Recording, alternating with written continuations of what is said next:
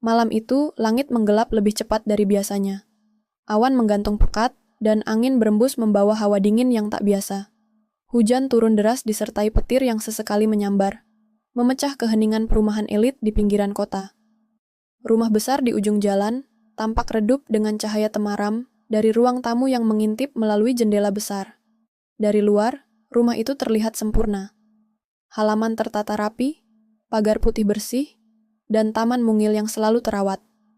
Namun malam itu, kehangatan rumah tersebut mulai bergeser, digantikan oleh ketegangan yang belum bernama. Namanya Arvin. Usianya 36 tahun. Pria pendiam, tenang, dan dikenal bertanggung jawab. Ia bekerja sebagai desainer interior lepas yang lebih banyak menghabiskan waktu di rumah. Sudah hampir 4 tahun ia menikah dengan Laras, seorang pengacara muda yang ambisius dan sering pulang larut karena pekerjaan di firma hukum ternama.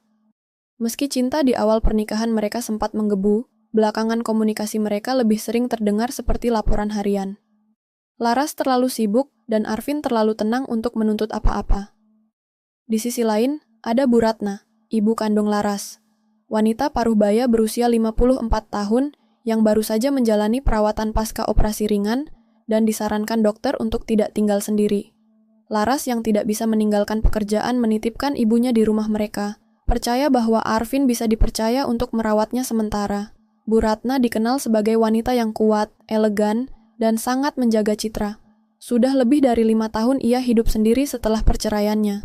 Penampilannya selalu rapi, kulitnya terawat, dan sorot matanya menyimpan cerita yang jarang ia bagi pada siapapun. Hari-hari awal terasa canggung. Arvin yang biasanya hanya bertukar sapa formal dengan ibu mertuanya, kini harus menyiapkan makan, membantu berjalan naik tangga, dan kadang menemaninya menonton berita malam di ruang keluarga. Semua terasa biasa saja, sampai kebiasaan kecil itu mulai terasa. Berbeda, ada jarak yang semula sopan kini berubah menjadi keheningan yang intens. Tatapan yang awalnya netral, kini kadang berlama-lama. Arvin mulai menyadari, setiap kali mereka duduk berdua, ada sesuatu di udara yang tak bisa ia jelaskan. Bukan kata-kata, tapi perasaan yang seperti menunggu untuk dikenali. Lalu malam itu datang. Jam menunjukkan pukul 21.38 saat Arvin sedang merapikan file desain di ruang kerjanya. Hujan mengguyur deras di luar. Petir menyambar, memantulkan cahaya putih ke dinding kaca ruang tamu. Tiba-tiba terdengar bunyi jatuh dari arah dapur. Refleks, Arvin bangkit dan berlari. Di sana, ia menemukan Bu Ratna terduduk di lantai. Wajahnya pucat, tubuhnya gemetar. "Ibu," panggil Arvin panik sambil berlutut di hadapannya. Tak ada jawaban. Napasnya terdengar pelan dan tidak teratur. Arvin segera menopang tubuh Bu Ratna dan membaringkannya perlahan di atas lantai dapur yang dingin. Ia memeriksa denyut nadi. Masih ada, tapi lemah. Dengan sigap, ia mengangkat tubuh Bu Ratna dan membawanya ke ruang tamu. Diletakkannya tubuh wanita itu di sofa, lalu berlari ke kamar mandi untuk mengambil kain basah dan selimut. Hujan masih menggila di luar. Ketika ia kembali, tubuh Bu Ratna tampak menggigil hebat. Arvin membuka kancing atas piyama ibu mertuanya, agar ia bisa bernapas lebih lega. "Maaf, Bu, saya bantu ya," ucapnya pelan, nyaris seperti gumaman untuk dirinya sendiri. Ia menepuk-nepuk lembut dahi wanita itu dengan kain hangat, lalu duduk di sisi sofa, mencoba menghangatkan tubuh Bu Ratna dengan selimut. Namun saat itu, sesuatu di dalam dirinya mulai terasa tidak biasa. Bukan karena situasi darurat, tapi karena kedekatan fisik yang terlalu intens, terlalu pribadi. Ia mencium samar aroma tubuh Bu Ratna, paduan minyak kayu putih, parfum bunga lembut, dan entah apa lagi. Aroma yang menimbulkan sensasi aneh, tak semestinya ia rasakan. Arvin menelan ludah. Jantungnya berdegup cepat, bukan karena panik, tapi karena kegelisahan yang belum ia kenali. Dan saat ia melihat wajah Bu Ratna dari dekat, mata yang terpejam, bibir yang pucat, napas yang lembut, ia tiba-tiba merasa seperti sedang melihat seorang wanita. Bukan lagi ibu dari istrinya. Dan disitulah segalanya mulai berubah. Dalam diam, di tengah hujan, dan dalam pelukan malam yang tak terduga. Lampu ruang tamu tetap menyala temaram. Di luar, hujan tak juga mereda, menari di atas genteng dan berderai di jendela, seperti irama tak berkesudahan. Di dalam rumah, waktu seperti membeku. Arvin duduk di sisi sofa, tubuhnya condong sedikit ke arah Bu Ratna yang masih setengah sadar dalam balutan selimut. Tangannya yang semula mantap kini mulai ragu. Ia memandangi wajah pucat itu dalam diam. Bu Ratna menggeliat pelan, seolah mulai sadar. Matanya terbuka sedikit, sayu dan buram. Ia menatap ke arah Arvin, lalu mencoba bicara, tapi hanya suara napas yang lolos dari bibirnya. Tangannya yang gemetar terangkat perlahan, menyentuh lengan Arvin lemah. "Saya di sini, Bu," bisik Arvin, lembut, nyaris seperti doa. Semua akan baik-baik saja. Sentuhan itu bukan lagi bentuk kewajiban. Ada ketulusan, tapi juga ada keterlibatan emosional yang belum pernah ada sebelumnya. Ketika jemari Bu Ratna menggenggam balik lengan Arvin, bahkan hanya sedikit, tubuhnya tersentak. Ada sesuatu dalam genggaman itu, bukan kekuatan, melainkan kepercayaan yang dalam, atau mungkin keintiman yang tak semestinya hadir. Arvin menelan ludah. Ia merasa seperti sedang berjalan di atas tali yang sangat tipis. Hatinya kacau, nalarnya memberontak, tapi tubuhnya tetap di situ, duduk dekat, terlalu dekat. Detik berjalan pelan. Bu Ratna memejamkan mata lagi, kali ini lebih tenang. Arvin menyandarkan punggung ke sofa, membiarkan kepala wanita itu bersandar pelan di dadanya. Semuanya mengalir begitu saja, tanpa skenario, tanpa rencana. Ia hanya ingin memastikan Bu Ratna merasa hangat dan aman. Tapi jauh di lubuk hatinya, ia tahu ada hal lain yang sedang tumbuh. Hal yang tidak seharusnya. Perlahan, tubuh Bu Ratna berhenti menggigil. Napasnya lebih stabil.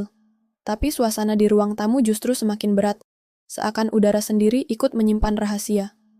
Arvin menatap ke langit-langit. Ia mendengar detak jantungnya sendiri. Cepat, tidak menentu. Kemudian, Bu Ratna membuka mata lagi. Pandangan mereka bertemu. Dekat. Terlalu dekat. Wajah Bu Ratna tampak lebih segar, meski masih lelah. Namun yang paling mencolok adalah matanya. Tatapan yang biasanya tajam dan penuh kendali kini tampak kosong dan basah. Ia tidak bicara, hanya menatap dan itu sudah cukup untuk membuat dada Arvin terasa sesak. Lalu dengan sangat pelan, Bu Ratna berbisik, "Kau terlalu baik, Arvin." Arvin tidak menjawab. Ia hanya menatap mata itu, mencari alasan untuk tidak memahaminya. Tapi ia tahu, ia mengerti. Dan itu yang menakutkan. Ada jeda panjang, sebelum akhirnya Bu Ratna mengalihkan pandangan, seolah malu pada apa yang barusan keluar dari mulutnya. Dalam detik-detik itu, Arvin mengangkat tangannya. Ia ingin menyentuh wajah wanita itu, menepuknya pelan, atau mungkin hanya menyentuh pipinya dengan ujung jari. Tapi ia berhenti di tengah jalan, tangannya menggantung di udara. Namun Bu Ratna, dengan lemah, menyentuh tangannya dan meletakkan telapak Arvin ke pipinya sendiri. Ia menutup matanya, dan untuk sesaat semuanya terdiam. Tak ada kata, tak ada suara, hanya kesadaran akan sesuatu yang baru saja mereka lewati. Sesuatu yang, sekali terjadi, tak bisa ditarik kembali. Cahaya kilat menyambar di luar, menerangi ruangan sejenak. Dalam pantulan itu, mereka seperti dua orang asing yang baru bertemu, bukan sebagai menantu dan mertua, tapi sebagai dua jiwa yang sama-sama kelelahan, sama-sama kesepian, dan sama-sama mencari kehangatan dalam tempat yang salah. Saat Bu Ratna membuka matanya kembali, ia seperti tersadar. Cepat-cepat ia menarik diri, menata selimut, membenarkan duduknya. Arvin juga bergerak mundur, seolah baru terbangun dari mimpi yang menyesakkan. Mata mereka tak lagi bertemu. "Maaf," suara Bu Ratna lirih, nyaris seperti embusan angin yang lelah. Arvin ingin menjawab, ingin berkata bahwa tak ada yang perlu dimaafkan, atau mungkin bahwa ia pun bingung harus meminta maaf atau tidak, tapi mulutnya terkunci. Kepalanya tertunduk, dan di antara mereka, kini ada ruang kosong yang tidak bisa diisi kembali. Jam dinding berdetak pelan, ruangan hening, dan keduanya tahu, malam ini telah berubah menjadi sesuatu yang tidak akan mudah dilupakan. Bukan karena tindakan yang terjadi, melainkan karena apa yang telah mereka rasakan, dan apa yang mereka biarkan tumbuh. Lalu terdengar suara samar dari luar. Klik. Suara kunci pintu diputar. Mereka saling menoleh, seketika tubuh mereka tegang. Wajah Arvin memucat. Bu Ratna membetulkan duduknya lebih cepat. Dan saat pintu utama terbuka perlahan, ketegangan malam itu mencapai puncaknya. Pintu terbuka perlahan. Cahaya dari luar masuk sejenak sebelum sosok itu muncul. Laras, masih mengenakan blazer kerjanya, rambut sedikit kusut dan raut lelah yang belum sempat dipoles. Sepatu haknya menjejak lantai dengan ritme pelan tapi pasti. Tatapan matanya langsung tertuju ke ruang tamu. "Ibu, kenapa belum tidur?" Tanyanya sambil mendekat, nada khawatir terselip dalam suaranya. Bu Ratna menoleh, berusaha tersenyum, meski wajahnya belum sepenuhnya pulih. "Baru saja bangun. Tadi sempat pusing, jadi turun sebentar." Laras segera duduk di sisi ibunya. Harusnya langsung ke kamar. Ibu belum benar-benar pulih. Sementara itu, Arvin berdiri di dekat jendela. Diameter tubuhnya kaku, tangan mengepal di samping. Ia merasa seperti anak kecil yang tertangkap basah, meski secara kasat mata tak ada yang terjadi. Tapi napasnya tak teratur. Dan ia tahu, energi yang masih tertinggal di udara akan sulit disembunyikan. Laras mengalihkan pandangan ke arah suaminya. "Makasih ya, Vin, udah jagain ibu." Arvin mengangguk, tak lebih dari itu. Ia tidak sanggup berkata apa-apa. Tatapan Laras tidak mencurigakan, justru penuh kepercayaan, dan itulah yang justru menyakitkan. Ia merasa sedang menelan pisau dari dalam, tajam, diam, dan perlahan. Bu Ratna menunduk. Matanya menghindari siapapun, termasuk anaknya sendiri. Tangan di pangkuannya bergerak resah, memainkan ujung selimut seperti sedang mencoba menyibukkan hati yang kalut. Tak lama, Laras berdiri. "Aku naik dulu, mau mandi. Kayaknya bakal langsung tidur." Ia menatap ibunya sekilas. "Ibu ikut naik?" Bu Ratna menggeleng. "Nanti saja, masih ingin duduk sebentar." Laras pun naik ke atas tanpa banyak tanya. Langkah kakinya perlahan menghilang di ujung tangga. Dan kini, hanya tersisa 2 orang di ruang tamu. Keduanya duduk berjauhan. Tapi keheningan itu menggema lebih keras daripada suara apapun. Arvin tak bergerak dari tempatnya berdiri. Hujan di luar telah mereda menjadi rintik halus, tapi badai di dalam dirinya baru saja dimulai. "Maaf." Suara itu keluar dari mulut Bu Ratna, nyaris tanpa tenaga. "Tadi, semuanya tak seharusnya terjadi." Arvin menoleh perlahan. Wajahnya tegang, namun pandangannya tak lagi bisa menyembunyikan apa yang telah terjadi di dalam dirinya. "Saya juga minta maaf, Bu." Bu Ratna mengangguk kecil. Pandangannya jatuh pada meja kopi di depan mereka, seperti berharap bisa menghilang di dalamnya. "Kalau Laras tahu," ucapnya lirih, lalu terputus. Kalimat itu seperti petir terakhir dalam badai. Arvin menunduk, ia tak punya jawaban. Dalam jeda itu, Bu Ratna berdiri. Gerakannya lambat, tubuhnya masih lemah. Arvin refleks mendekat, hendak membantu, tapi Bu Ratna mengangkat tangan menolak halus. Ia ingin berdiri sendiri. Mungkin karena ia tahu, jarak yang baru saja mereka coba pulihkan tidak boleh terlanggar lagi. "Aku akan pulang besok pagi," ucapnya. Kali ini dengan nada yang lebih tegas. Arvin menatapnya. Tak yakin apakah ia lega atau hancur. "Sudah cukup kuat," Bu Ratna mengangguk. "Aku harus pulang, sebelum sesuatu yang lebih buruk terjadi." Mereka saling pandang. Tak ada kemarahan, tak ada air mata. Tapi dalam tatapan itu, ada semacam kesepakatan yang tak terucapkan, bahwa malam ini adalah malam terakhir. Bahwa apapun yang tumbuh dan menyentuh hati mereka malam ini harus dikubur.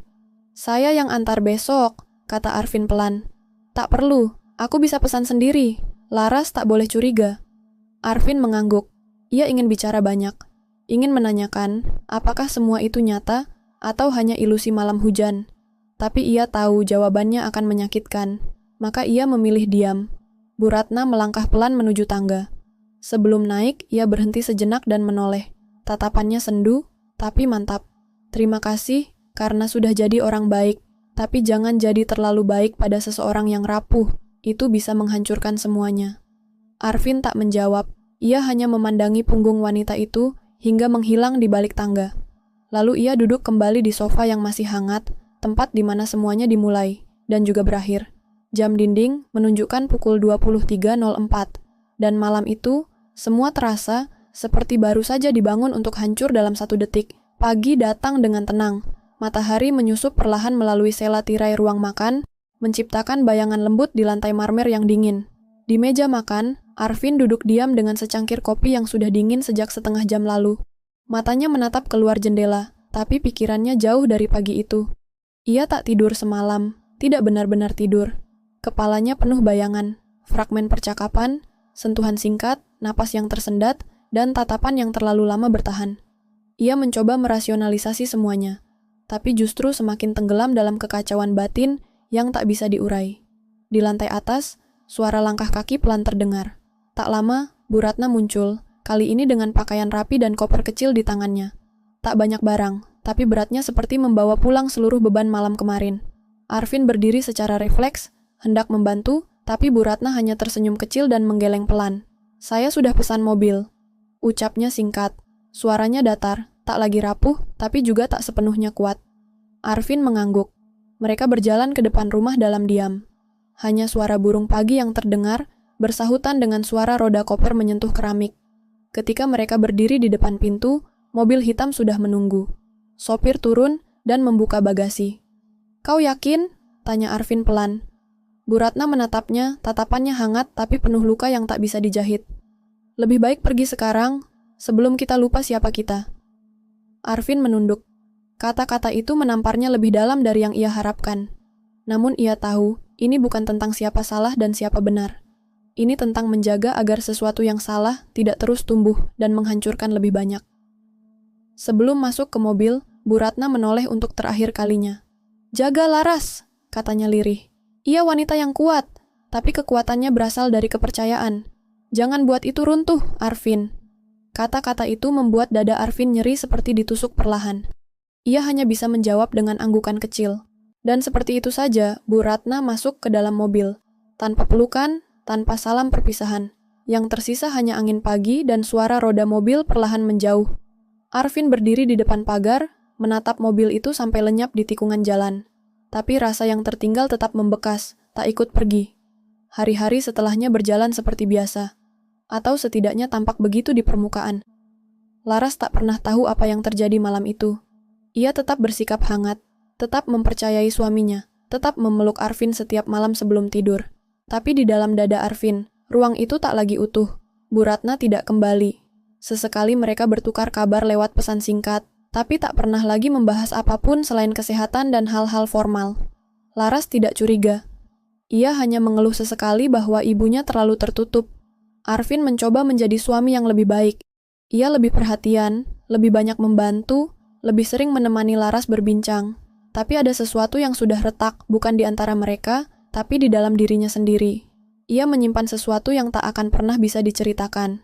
Pada suatu sore, beberapa minggu setelah kepergian Bu Ratna, Arvin duduk di taman belakang rumah. Di pangkuannya, sebuah buku catatan terbuka. Ia menulis satu paragraf, lalu berhenti. Kalimat itu hanya berisi, "Tak semua rasa harus tumbuh, karena ada yang bila dibiarkan, bisa menghanguskan segalanya." Ia menutup buku itu perlahan, lalu memandangi matahari yang perlahan turun di balik tembok rumah tetangga. Hari berganti malam, seperti biasa.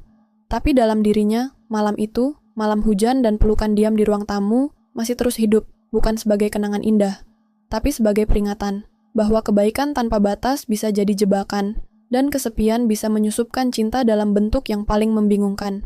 Dan pada akhirnya, cinta bukan soal siapa yang membuat kita merasa hidup, tapi siapa yang tetap tinggal meski kita rapuh dan hampir jatuh. Di dalam rumah, Laras memanggil dari dapur. "Vin, kamu di mana? Mau makan bareng?" Arvin bangkit. Ia menoleh ke arah suara itu, dan untuk pertama kalinya sejak malam itu, ia mengangguk sambil tersenyum. "Aku di sini," jawabnya. Kali ini tanpa ragu. Ia berjalan kembali masuk ke rumah, menutup pintu taman, dan membiarkan yang pernah terjadi tetap terkunci di belakang sana, di ruang paling sunyi, di antara bayangan dan rasa bersalah. Cerita ini adalah refleksi dari sisi gelap perasaan yang tumbuh di tempat yang salah. Ini bukan tentang penghakiman, tapi tentang memahami bahwa setiap manusia bisa tergelincir, terlebih saat hati dalam kondisi paling rapuh. Namun, pengendalian diri dan keberanian untuk memilih yang benar, meski pahit, adalah bentuk tertinggi dari cinta.